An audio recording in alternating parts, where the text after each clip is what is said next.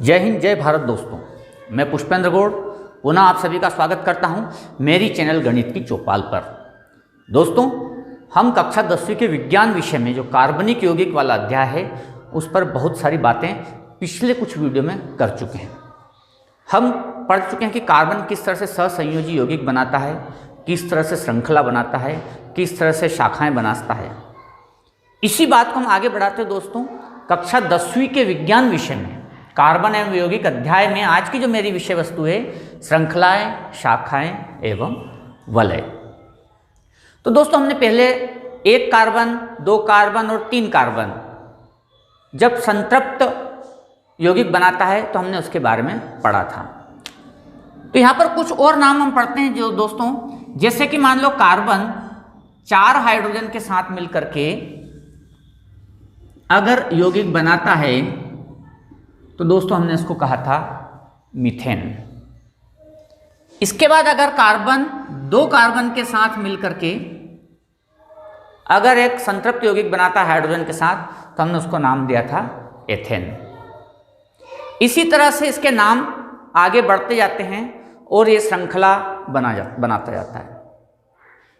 अब अगर हम मीथेन, एथेन, प्रोपेन, ब्यूटेन, ये कार्बन के बढ़ते हुए क्रम में नाम आते जाते हैं।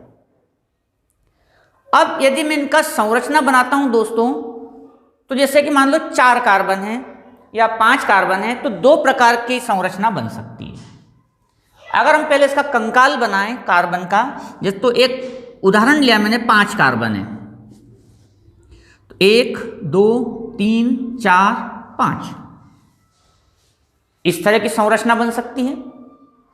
और जब हम इसको मान लो हाइड्रोजन के साथ इसकी संयोजकता को पूरी करते हैं तो यहां पर हाइड्रोजन जुड़ते जाएंगे।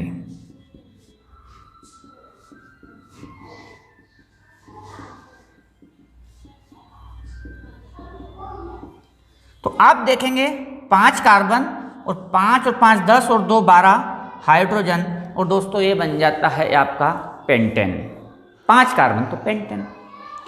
लेकिन यही 5 कार्बन इस प्रकार भी व्यवस्थित हो सकते हैं कि 1 कार्बन के साथ 2 कार्बन यहां जुड़ जाए, फिर इस कार्बन के साथ ये भी हो सकता है 2 कार्बन यहां जुड़ जाए, 2 कार्बन यहां जुड़ जाए। तो एक संरचना ऐसी भी हो सकती है,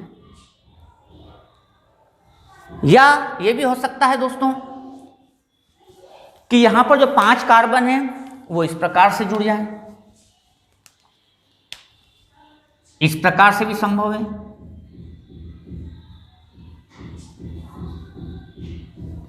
एक कार्बन यहां जुड़ जाए। तो जब ऐसी श्रृंखला बनती है तब भी 5 कार्बन है, लेकिन हाइड्रोजन यहां पर भी 12 ही बनेंगे।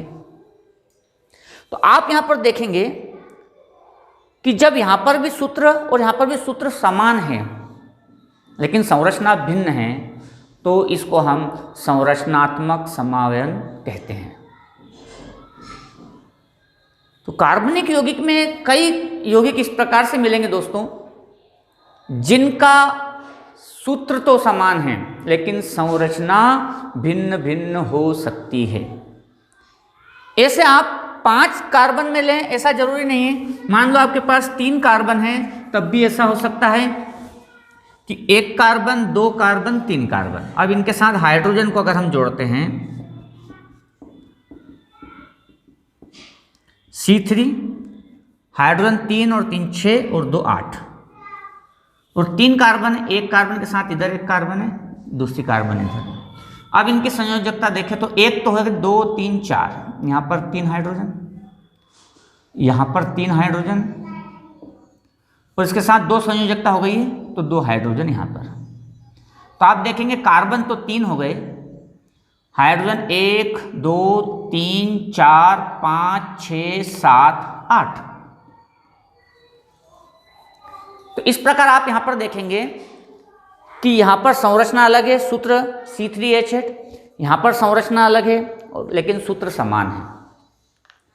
तो दोस्तों, जब सूत्र समान हो लेकिन संरचना अगर भिन्न भिन्न हो तो इस प्रकार के कार्बनिक यौगिकों को हम संरचनात्मक समावयव कहते हैं। संरचनात्मक समावयन वाले कई सूत्र आपको प्राप्त होंगे।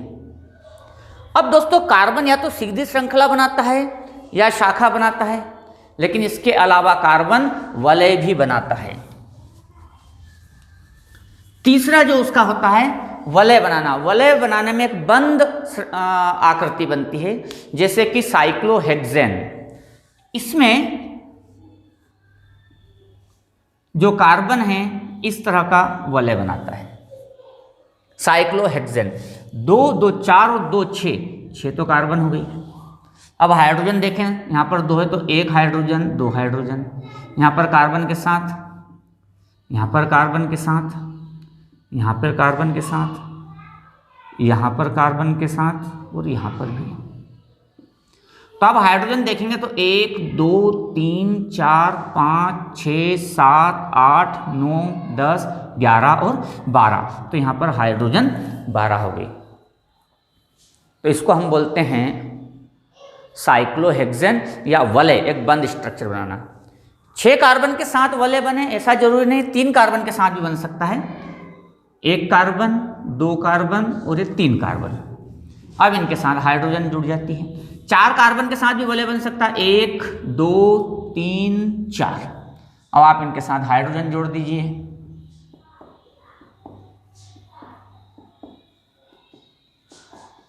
तो यहाँ पर आप देखेंगे कार्बन की चारों संयोजकताएं संतुष्ट होती है। तो इस संतृप्त हाइड्रोकार्बन में आप वलय भी देख सकते हैं, लेकिन ऐसा जरूरी नहीं है कि संतृप्त हाइड्रोकार्बन में ही वलय बनते हों। असंतृप्त हाइड्रोकार्बन में भी वलय बनते हैं। उदाहरण के लिए बेंजीन, आप उसमें देखेंगे तो असंतृप्त हाइड्रोकार्बन का वलय बनता है।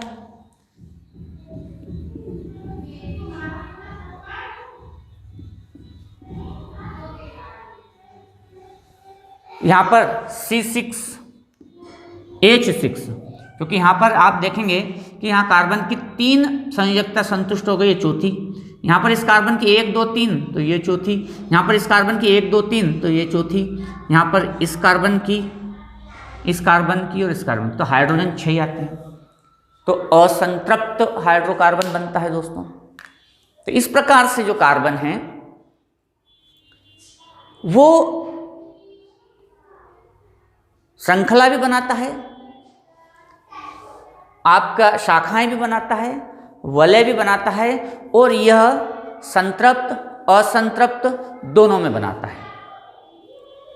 अब दोस्तों इसी के आधार पर अगर हम देखें तो अगर कार्बन केवल हाइड्रोजन के साथ यौगिक बनाता है तो हम उसको हाइड्रोकार्बन कहते हैं। अब हाइड्रोकार्बन में भी 2 भाग हो जाते हैं, संतृप्त और असंतृप्त। तो अगर हाइड्रोकार्बन में वो संतृप्त यौगिक बनाता है तो उस पूरे ग्रुप को कहा जाता है एल्केन ग्रुप। अगर वो डबल बॉन्ड के साथ अगर वो बनाता है तो एल्किन या एल्किल ग्रुप कहलाता है। और अगर ट्रिपल बॉन्ड त्रिबंध के साथ अगर वो यौगिक बनाता है असंतृप्त हाइड्रोकार्बन का तो उसको हम एल्काइन ग्रुप कहते हैं। तो संतृप्त और असंतृप्त के आधार पर जब ये विभिन्न विभिन्न हाइड्रोकार्बन वाले यौगिक बनाता है तो एल्केन, एल्किन और एल्काइन 3 प्रमुख रूप से वर्गीकरण हो जाता है। दोस्तों कार्बन एक बहुत मैत्रीपूर्ण तत्व है। ये बहुत आसानी से अन्य तत्वों के साथ साझेदारी करके यौगिक बनाता है, इसलिए इसको बहुत मैत्रीपूर्ण तत्व कहा गया। हमने देखा कि हमने हाइड्रोकार्बन पढ़ा कि हाइड्रोजन के साथ कार्बन विभिन्न यौगिक बनाता है, तो ऐसा नहीं है। कार्बन हाइड्रोजन के अलावा नाइट्रोजन, ऑक्सीजन और कई समूह के साथ भी क्रिया करके या सहसंयोजी यौगिक बना करके यौगिक बनाता है या सहसंयोजी बंध बनाता है या साझेदारी करता है और सरलता से वो अपने कई नए यौगिकों को बनाता है। अब ऐसे में कुछ समूह या कुछ तत्व ऐसे होते हैं जो हाइड्रोकार्बन में से एक या अधिक हाइड्रोजन को प्रतिस्थापित करके एक विशिष्ट यौगिक बनाता है। तो ऐसे तत्व जो हाइड्रोजन या हाइड्रोकार्बन से हाइड्रोजन एक या उससे अधिक हाइड्रोजन को प्रतिस्थापित करके नया यौगिक बनाता है उन्हें हम विषम कार्बन परमाणु कहते हैं या विषम परमाणु कहते हैं। अब ये हाइड्रोकार्बन में से हाइड्रोजन को इस प्रकार से प्रतिस्थापित करते हैं ये तत्व कि उससे कार्बन की संयोजकता संतुष्ट रहती है। जैसे कि उदाहरण के लिए मीथेन में हमने मान लिया कि 4 हाइड्रोजन है। अब क्लोरीन ने क्या किया कि एक हाइड्रोजन को प्रतिस्थापित किया और यह स्वयं यहां बैठ गई, तो इससे इस कार्बन यौगिक की संयोजकता संतुष्ट है। और ऐसे विशिष्ट तत्व जो हाइड्रोकार्बन को प्रतिस्थापित करके स्वयं बैठ जाते हैं विषम परमाणु कहलाते हैं। और इन विषम परमाणुओं के द्वारा हाइड्रोकार्बन से यौगिक करके रासायनिक क्रिया करके जो यौगिक बनता है वो उस यौगिक को एक विशिष्टता प्रदान करता है। अब ये विशिष्ट परमाणु कुछ प्रकार्यात्मक समूह मतलब ग्रुप में भी उपस्थित होते हैं। और ये विशेष परमाणु जब इस ग्रुप में उपस्थित होते हैं तो ये पूरा ग्रुप एक या एक से अधिक हाइड्रोजन को हाइड्रोकार्बन से प्रतिस्थापित करता है और स्वयं वहां जाकर के बैठ जाता है। तो ऐसे जो कुछ विशेष प्रकार्यात्मक समूह है जिनमें ये विषम परमाणु होते हैं जो हाइड्रोकार्बन से हाइड्रोजन को प्रतिस्थापित करते हैं और एक नया यौगिक बना करके उस यौगिक को विशिष्टता प्रदान करते हैं, तो वे आपके सामने कुछ समूह का मैंने यहाँ पर टेबल बनाई है, देखें आप। विषम परमाणु तो क्लोरीन और ब्रोमीन ये विषम परमाणु हैं, ये अकेले परमाणु हैं। लेकिन कुछ विषम परमाणु समूह में होते हैं जैसे कि ऑक्सीजन, तो इसमें ऑक्सीजन विषम परमाणु है और ऑक्सीजन जिन समूह में उपस्थित है वे प्रकार्यात्मक समूह कहलाएंगे। जैसे कि यहाँ पर ऑक्सीजन हाइड्रोजन के साथ है तो एक ग्रुप बना लिया, तो ये प्रकार्यात्मक समूह है OH। और अब ये OH पूरा समूह एक या एक से अधिक हाइड्रोजन को प्रतिस्थापित करता है, तो यहाँ पर एक ही हाइड्रोजन को प्रतिस्थापित करता है तो इसको हम बोलेंगे एल्कोहल। जिस यौगिक में ये प्रकार्यात्मक समूह होगा वो एल्कोहल ग्रुप में जाएगा। ठीक है। एल्डिहाइड, यहाँ पे देखिए ऑक्सीजन मिलकर के एक प्रकार्यात्मक समूह बना रहा है और इस प्रकार से अगर प्रकार्यात्मक समूह होगा तो उसको हम एल्डिहाइड कहेंगे। यहाँ पर आप देखेंगे कीटोन और एक कार्बोक्सिलिक अम्ल। तो प्रकार्यात्मक समूह किसको कहेंगे? तो पहले आपको समझना होगा विषम परमाणु को। विषम परमाणु या विषम तत्व वे होते हैं जो हाइड्रोकार्बन में से हाइड्रोजन को प्रतिस्थापित करके एक नया यौगिक बनाते हैं, जिससे हाइड्रोकार्बन की संयोजकता संतुष्ट रहती है, कार्बन की संयोजकता संतुष्ट रहती है, उसमें किसी भी तरह का फेरबदल नहीं होता। तो इस प्रकार से हाइड्रोजन को प्रतिस्थापित करने वाले तत्वों को हम विषम परमाणु कहते हैं। लेकिन ये विषम परमाणु कभी कुछ समूह में उपस्थित होते हैं और ये समूह भी हाइड्रोकार्बन में से हाइड्रोजन को प्रतिस्थापित करते हैं और एक विशिष्ट यौगिक बनाते हैं। तो उस समूह को हम बोलते हैं प्रकार्यात्मक समूह।